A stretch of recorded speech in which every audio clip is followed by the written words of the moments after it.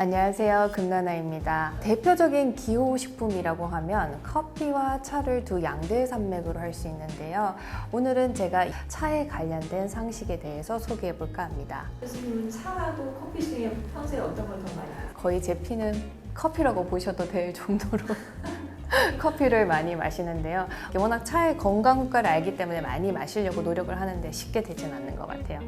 보통 우리가 잎차라고 하면 한 번쯤 여러분들 들어보셨을 거예요. 뭐 백차, 녹차, 우롱차, 홍차, 보이차가 있잖아요. 보통 우리가 그냥 일반적으로 차 종류가 있다고 생각하면 각각 다른 차나무에 왔을 거라고 생각하기가 쉽잖아요. 제가 앞서 언급한 이 모든 차들이 카멜리아 시넨시스라고 하는 하나의 차나무에서 수확한 찻잎을 가지고 만들어진다고 해요.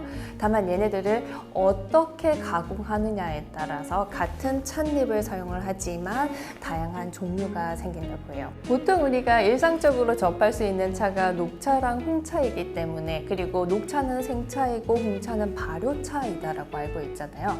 사실 우리가 녹차와 홍차를 구분할 때는 산화가 되었느냐 아니었느냐에 따라서 구분을 해요. 이 산화라는 것은 산소와 만나서 반응을 하는 것을 일컫는 거고요. 사과를 반으로 딱 쪼갰을 때 시간이 지나면서 갈색으로 변하잖아요.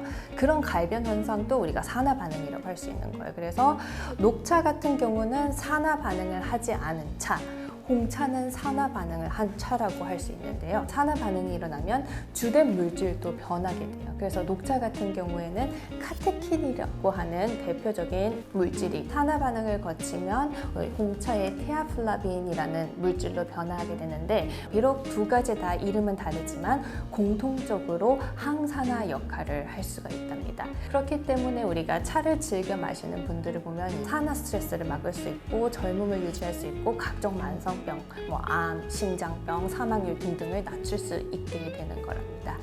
홍차는 영어로 레드티이다. 맞을까요? 아닐까요? 땡.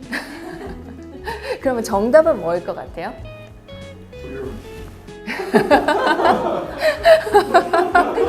서양인들 같은 경우는 찻잎이 검정색으로 보이고 얘를 우려내서 만든 치약이기 때문에 블랙티라고 이름을 붙인다고 합니다. 애프터눈 티 한번 들어보셨을 거예요, 그렇죠? 차와 함께 디저트, 페이스트리류를 이렇게 산처럼 쌓아놓고 아주 맛있는 디저트라고 볼 수 있겠는데요. 영국 빅토리아 여왕 시대 때 기부인들이 정보 교환을 하기 위해서 각 집을 이렇게 돌면서 차와 디저트를 함께 먹던 그 문화에서 발생한 티 문화라고 얘기를 할 수 있는데요. 영양학적 관점으로 봤을 때 말이 되는 게 뭐냐면, 이렇게 우리가 달달한 디저트를 먹으면 혈당이 높아지잖아요. 근데 홍차에 있는 테아플라빈 녀석은 이 혈당을 낮춰주는데 도움이 된다고 합니다. 근데 철분 흡수를 방해해요. 왜 홍차를 마실 때 레몬을 넣으면 좋을까요? 레몬에는 비타민 C가 풍부하고 비타민 C는 철분 흡수를 촉진하는 데 도움을 주는 거예요. 그러니까 홍차에 있던 테아플라빈에 의해서 철분 흡수가 저해되기는 하지만 레몬을 같이 넣음으로써 이거를 상쇄시킬 수가 있다는 거죠. 녹차 같은 경우는 우리가 찻잎을 수확을 언제 했느냐에 따라서 이름이 조금씩 달라져요. 우전, 세작, 중작, 대작 이런 이름 들어보셨을 텐데요. 가장 먼저 수확한 것을 우리가 우전차라고 하고요. 가장 늦게 수확한 것을 대작이라고 해요. 근데 가장 먼저 수확한 우전차 같은 경우는 이제 찻잎이 추운 겨울을 이기고 나서 첫 잎이 올라왔을 때 우리가 수확하는 거기 때문에 수확량도 적지만 그 맛이 여리고 부드럽기 때문에 가장 고급에 해당되는 녹차라고 생각을 하시면 되는 거고요. 우리가 일반적으로 마시는 것이 바로 세작이라든가 중작이라고 생각을 하시면 돼요. 그리고 또 우리가 녹차 삼형제라고 할 수 있는 게 녹차, 호지차, 말차가 있는데요. 호지차 같은 경우는 녹차를 한 번 더 로스팅을 해가지고 만든 차라고 하는데 일본에서 많이 마시는 차거든요. 녹차보다는 맛이 더 구수하다고 볼 수 있고요. 카페인 함량도 상대적으로 녹차보다는 적다라고 보시면 돼요. 그리고 말차는 우리가 흔히 말하는 가루 녹차라고 얘기를 할 수 있는데요. 근데 이 말차 같은 경우는 가루를 타서 먹는데, 일반 녹차는 우리가 물에 우려 나오는 성분만 먹는다고 볼 수 있는데, 말차 같은 경우는 잎을 가루로 내서 그 통째로 다 먹는다고 생각하시면 돼요. 홍차는 크게 세 가지로 분류할 수가 있는데요. 그냥 한 원산지의 잎만 사용을 하면 홍차의 샴페인이라고 할 수 있는 다즐링, 아쌈, 실론 등등등 이런 것들이 한 원산지에서 재배된 홍차만 사용한 거라고 할 수 있고요. 여러 원산지에 나온 홍차를 섞어서 파는 것을 블렌디드라고 하는데 대표적인 것으로 잉글리시 블랙커스트라고 들 수 있어요. 홍차에다가 향을 입힌 것을 우리가 가향 홍차라고 해요.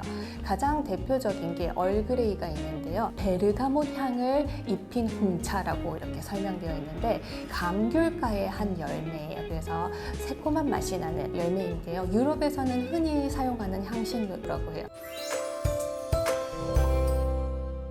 차 중에서 진정으로 우리가 발효차라고 할 수 있는 게 바로 이 보이차라고 얘기를 할 수 있거든요. 보이차의 대표적인 항산화 물질은 갈산이라고 할 수 있는데요.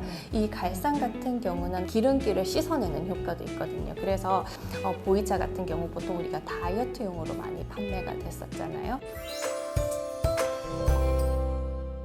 자, 그러면 우리가 이렇게 해서 녹차, 홍차, 보이차에 대해서 간단히 개념을 잡아봤는데요.